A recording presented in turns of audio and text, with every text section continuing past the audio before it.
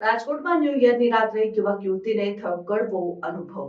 Police તરીકેની ઓળખ આપનાર વ્યક્તિઓએ યુવતી સાથે કરી હતી છેડતી। યુવક યુવતીનું અપહરણ કરી તેમની ગેરકાયદેસર અટકાયત કરાઈ હતી। 1700 રૂપિયા રોકડની ચલાવી હતી લૂંટ। રાજકોટ શહેરના યુનિવર્સિટી પોલીસ સ્ટેશન વિસ્તારમાં આવતા અવધ રોડ નજીક બન્યો બનાવ। હોટલ સિઝન્સ ખાતે યોજાયેલી પાર્ટીમાંથી યુવક અને યુવતી પોતાના ઘરે પરત ફરી રહ્યા હતા અને યુવકને મારવામાં આવ્યો હોવાનો પોલીસ ફરિયાદમાં ઉલ્લેખ। યુનિવર્સિટી પોલીસે 4 આરોપીઓની કરી ધરપકડ। 9 વર્ષની રાત્રે યુનિવર્સિટી પોલીસ સ્ટેશન વિસ્તારમાં એક બનાવ બન્યો હતો, જેમાં હકીકત એવી હતી કે એક ફરિયાદી પોતાની મહિલા મિત્ર સાથે ફરવા માટે નીકળ્યા હતા।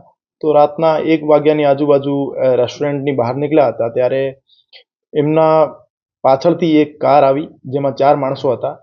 એમને એમના પાસે ગાડી રોકી, એમના પાસેથી 1700 રૂપિયાની લૂંટ કરી અને 2 માણસો એમની ગાડીમાં બેસીને એમનું અપહરણ કર્યો અને પછી ફરિયાદીના ફાધર પાસેથી ખંડણીની માંગણી પણ કરી અને ફરિયાદીના સાથે જે મહિલા મિત્ર હતા એમની છેડતીનો પ્રયાસ પણ કર્યો। તો આ બાબતે યુનિવર્સિટી પોલીસ સ્ટેશનમાં ગુનો દાખલ કરવામાં આવ્યો છે અને 4 આરોપીઓની ધરપકડ કરવામાં આવી છે અને ચારેય આરોપી ગુનાહિત ઇતિહાસ ધરાવે છે।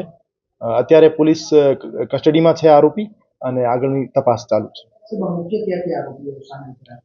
આમાં કુલ 4 આરોપી છે: વિપુલ મહેતા, અલ્પેશ મકવાણા, પરિમલ સોલંકી અને વિજય સોલંકી।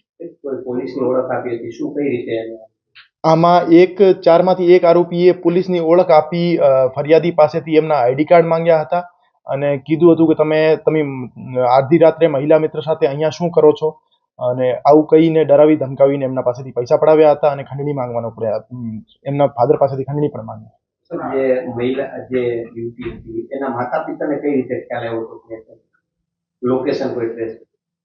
ફરિયાદી દ્વારા એમના મધર ફાધરને બોલાવવામાં આવ્યા હતા કે અમને પોલીસે પકડી લીધા છે, તમે અહીંયા જગ્યા ઉપર આવો।